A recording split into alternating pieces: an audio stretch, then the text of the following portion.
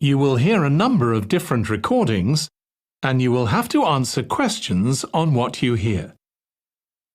There will be time for you to read the instructions and questions, and you will have a chance to check your work.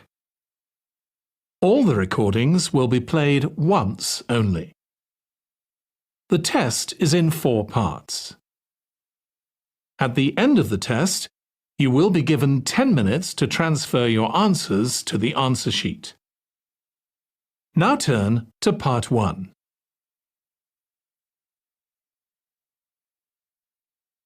Part 1. Now we shall begin. You should answer the questions as you listen because you will not hear the recording a second time. Look at the registration form.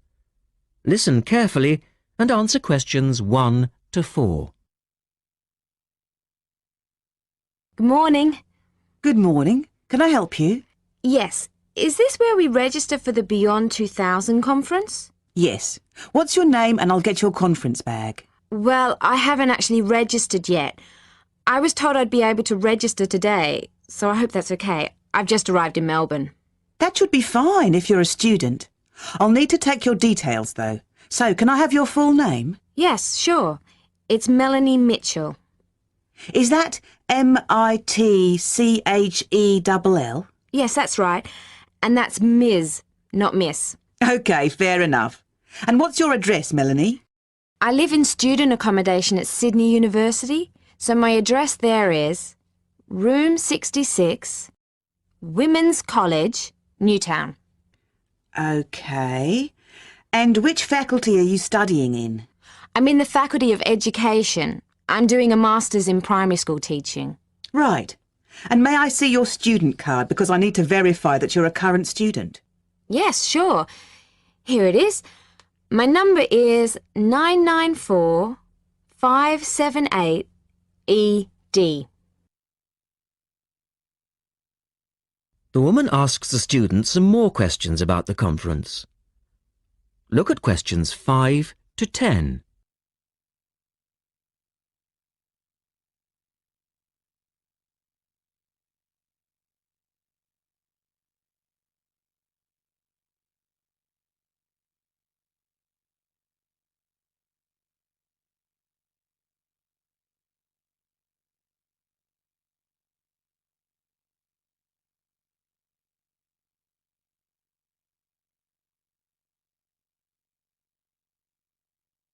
Now listen to their conversation and answer questions 5 to 10. OK. Now, do you want to attend all 3 days? The conference runs from Thursday to Saturday. Yes, I think so, if I can afford it. What does it cost? Well, you're eligible for a student discount, which makes it $15 for a day registration or $40 for the 3 days, though it is possible to register for half a day only. I'll register for all 3 days, please. Good. Now, will you be requiring accommodation while you're here in Melbourne? Yes, I suppose I will. What's available? Well, we have several levels of accommodation. You can share a room with another student for $25 a night. Or you can have your own room but share the bathroom. I believe it's just down the corridor. That's $45. Right. Or you can have a single room with your own bathroom. I don't mind sharing a room. On second thoughts, yes, I do. I'll have my own room, but I'll share the bathroom. Right. Now, the conference fee does not include meals, though you do get tea and coffee in the breaks. Shall I put you down for lunch? That's an extra $10 a day. And there's the conference dinner on Friday night, which is $25. Oh, and what about breakfast? Hang on a minute. It's all starting to sound rather expensive. I'll have the lunch, but not the dinner or breakfast, if that's okay. Perfectly okay. Now, a couple of other things. There are a number of special interest groups organised. They're known as SIGs, and you're asked to nominate your preference. They'll take place on the Friday afternoon and Saturday morning, but they're filling up quickly, which is why you need to nominate now. Right. What are the SIGs? Well, there are 6 altogether. Let's see. On Friday you have a choice between computers in education or teaching reading skills. Or a session on catering for the gifted child. Oh, they all sound interesting. But technology in the classroom is really my area of interest, rather than reading. So I'll go for that. I can probably read up on the gifted child topic myself. Right. And then the Saturday options are a session on cultural differences, or there's music in the primary curriculum, or you could go to the one on gender issues in the classroom. Wow! Can I go to them all? They all sound fascinating. Afraid not. Well, I'm really interested in how boys and girls behave differently, even when they are very young, so I'd better opt for the third session, even though the cultural differences sig is probably really interesting too. Right. And the music option would be interesting. And how would you like to pay? We accept most credit cards or bank cheques, but not personal cheques, I'm afraid. Been caught out too often before. And cash, of course. We never say no to cash. I'll have to put it on my card because I don't have enough cash on me right now. That's fine. Enjoy your time here with us in Melbourne.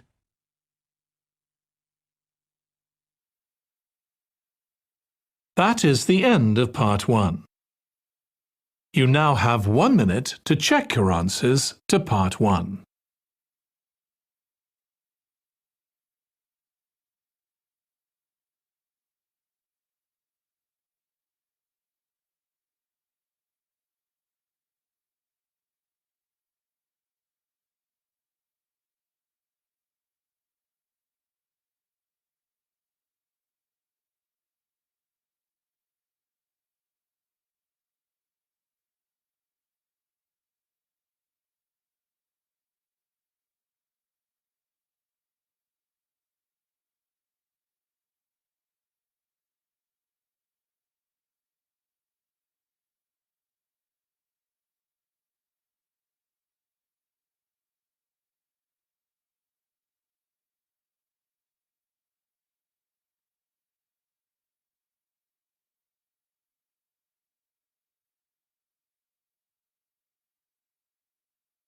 Part 2.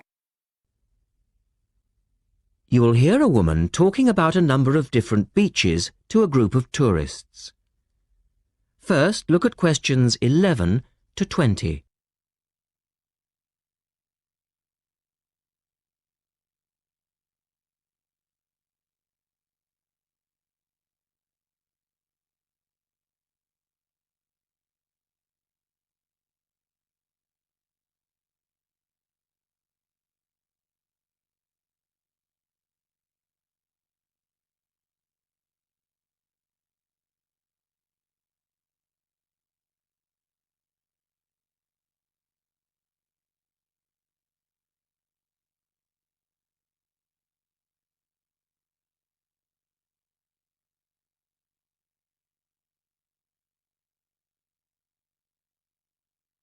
As you listen, answer questions 11 to 20. Right, let's move on to the beaches here, which are absolutely beautiful. You do have over 100 to choose from. They're mostly sandy beaches and they vary from the largest, which is 2.5 kilometres long, to tiny sandy coves. But there are a few that I'd really recommend you to visit. So, looking at this pamphlet, first of all, there's Bandella Beach. This beach is 1 kilometre away from the old fishing village of Bandella, which is a beautiful spot. If you park in the car park behind it, there's a small path which leads down to the bay. It's very pretty because the whole beach is backed by pine trees, so it's very sheltered. The beach itself is very clean and the water is shallow and safe. That, together with the soft sand, make it an ideal beach for children and non-swimmers. A little further round the coast, again to the east, in the eastern corner of the island, is the spectacular Dapolata Beach, which is basically a long inlet. The land around this beach is marshland. It's all marsh, and there's a stream which winds through it, and the stream goes into the sea. And the beach has lovely pale gold sand. Access to this beach is quite tricky, and not for the less energetic. You have to go down a long flight of steps, 190 to be exact. But you'll be relieved to know that there's also a road which winds down to a car parking area. When you're level with the sea, there is a handful of shops and bars, and you can hire some beds and umbrellas. Continuing round the island, just past the tip of Calne, is the next beach I'd suggest you visit, and this is San Get. Why? Because there isn't a beach longer than this on the island. If you want to know, it's exactly 2.5 kilometres long, and that's a bonus because it means it never gets overcrowded.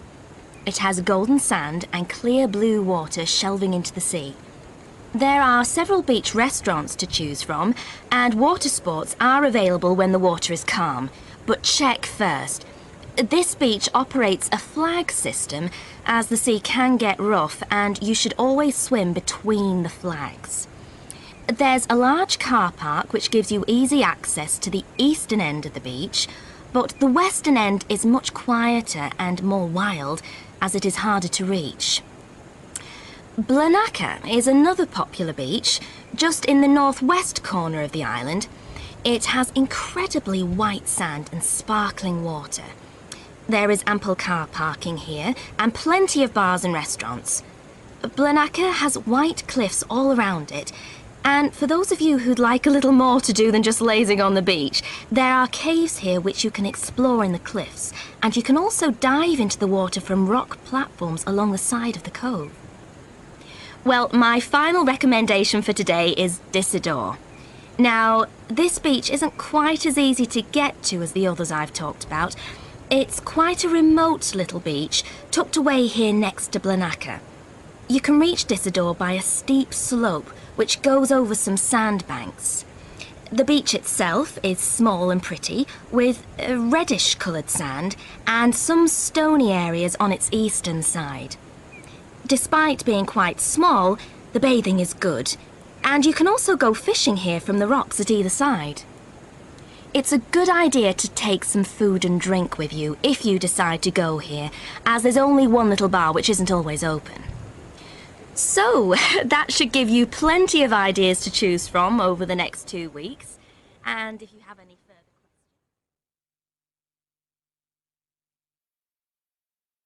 That is the end of part 2. You now have 30 seconds to check your answers to part 2.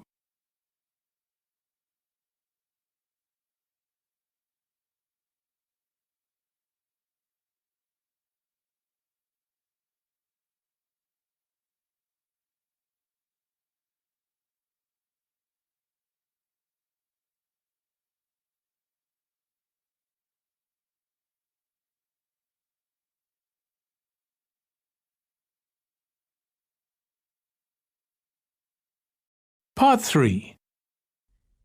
In this section, you will hear a discussion between a male interviewer and a woman who is the manager of a major bookstore. First, look at questions 21 to 24.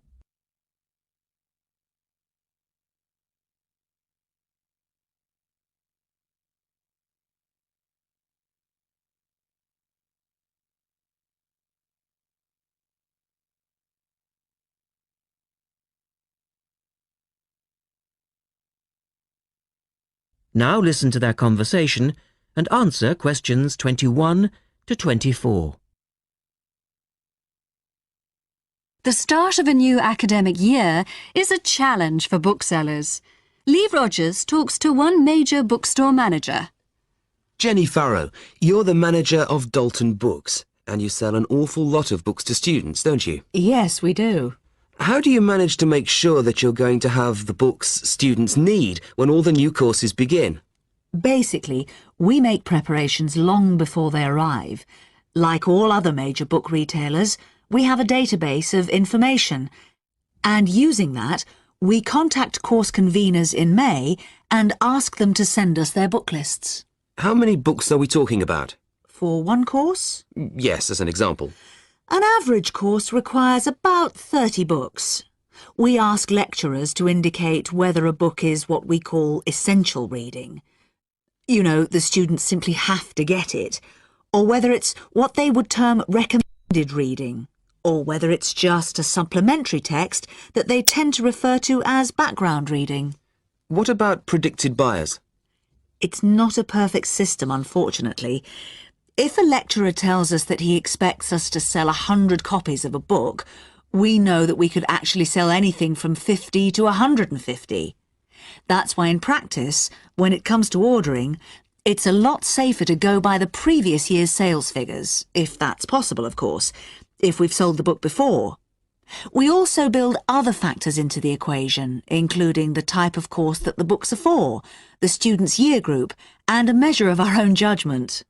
And these criteria make a fairly accurate guide? As accurate as we can be, yes. Look at questions 25 to 30.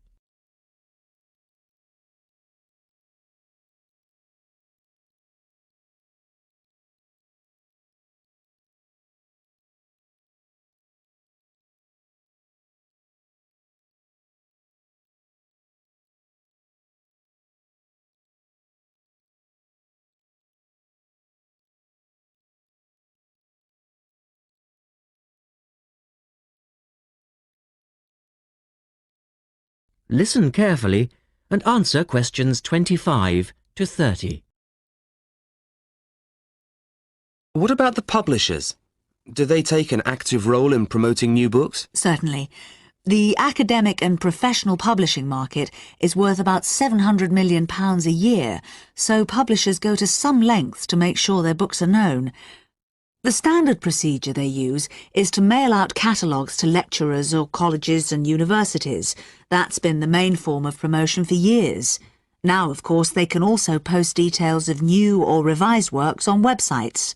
Some even go so far as writing individual letters to the appropriate lecturers in order to let them know what's coming up. The lecturers then contact you if they're interested? That's right. The publishers send us, the booksellers, inspection copies. Lecturers can then get a free copy and decide whether it's going to be suitable for their course. And how does it work with the students? What are they looking for and who helps them most? I think lecturers are best placed to understand the students' needs. Often the critical issue is what represents value for money for students. This is more important than price per se. Do students actually buy books before they start the course? Apparently, a large proportion of students wait to see what they need. Students have a firm idea of what constitutes a good book, so they tend to give themselves time to look at all the options before making a choice. They tend to go for books that are clear and easy to use. Often, the texts that their lecturers recommend turn out to be too academic and remain here on our shelves. Well, that was Jenny Farrow. And our guest tomorrow will be... That is the end of part 3. You now have 30 seconds to check your answers to part 3.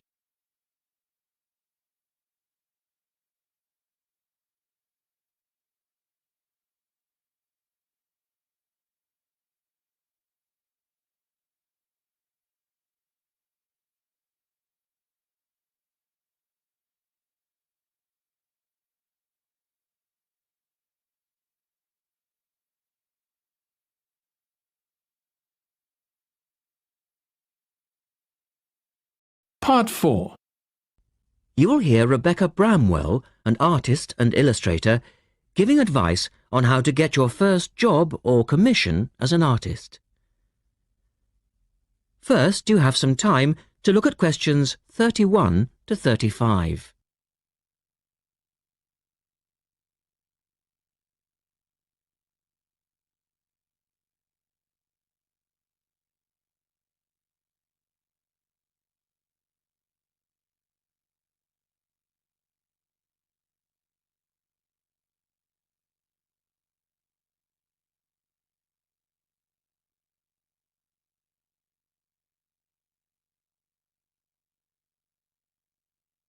Now listen carefully and answer questions 31 to 35.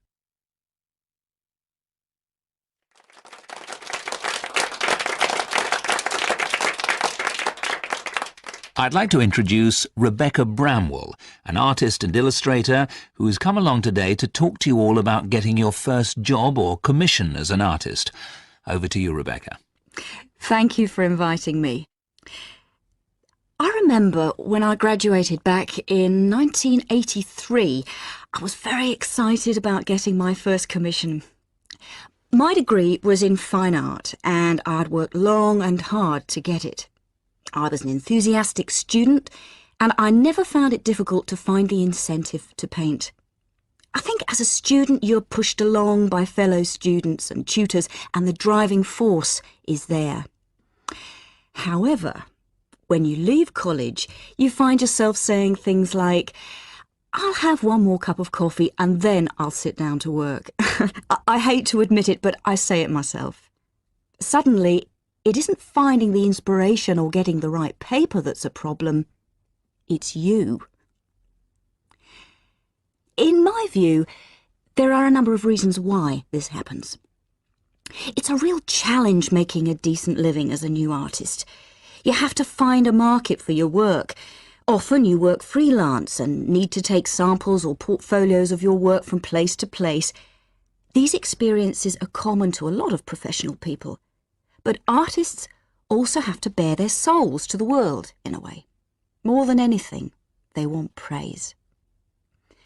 If people don't like what they create, then it can be a very emotional and upsetting experience hearing them say this. I began to realise that these problems were preventing me from having a career in art, and so I decided to experiment. I was a painter, but I started to dabble in illustration, drawing pictures for books, cards, and this offered me the opportunity to become more emotionally detached from my work. I was no longer producing images from the heart, but developing images for a specified subject, taking a more practical approach. I began to develop a collection of my illustrations, which I put into a portfolio and started to carry around with me to show prospective clients and employers. But it was still tricky because publishers, for example, want to know that your drawings will reproduce well in a book. But without having had any work published, it's hard to prove this. Having a wonderful portfolio or a collection of original artwork is, of course, a first step. But what most potential clients would like to see is printed artwork, and without this evidence, they tend to hold back still when it comes to offering a contract. Look at questions 36 to 40.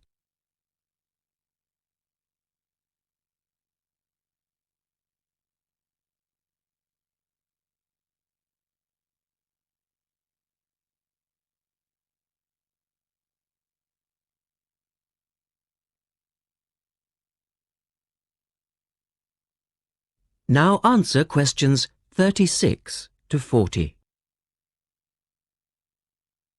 Well, I overcame this problem in two ways. And I suppose this is my advice to you on preparing your portfolio of your best work. The first way was by submitting my work for a competition. And the one I chose was for a horoscope design and was sponsored by a top women's magazine. There are a few of these competitions each year, and they offer new illustrators an opportunity to showcase their work. The other approach I took was to design and print some mock-up pages of a book. In other words, I placed some of my illustrations next to some text in order to demonstrate how my work would look when it was printed. Perhaps I was lucky in that I had taken a degree that provided me with all-round creative skills so that I could vary my style and wasn't limited to a certain technique. Now, I think that is important. The art world and many other creative fields do try to pigeonhole people into snug boxes with an accompanying label. Now, I think you should try to resist this if you feel it happening to you. If you don't, you'll find it difficult to have new work accepted if you try to develop your style at a later stage in your career. Nevertheless, When you start out, and particularly when you're going for an interview, it's important not to confuse people by having a lot of different examples in your portfolio. One remedy for this is to separate your work into distinct categories. In my case, I did this by dividing my design-inspired illustrations from my paintings.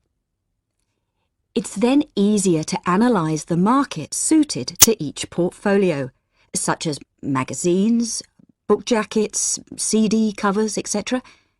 Working under two names is also useful, as it clarifies the different approaches and offers a distinction between them. I think it's been hard for artists to be recognised in anything other than the pigeonholes that they've been placed in. Luckily, these barriers are slowly being demolished. So I really do wish you all the very...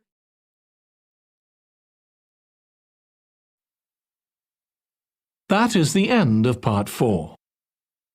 You now have 1 minute to check your answers to part 4.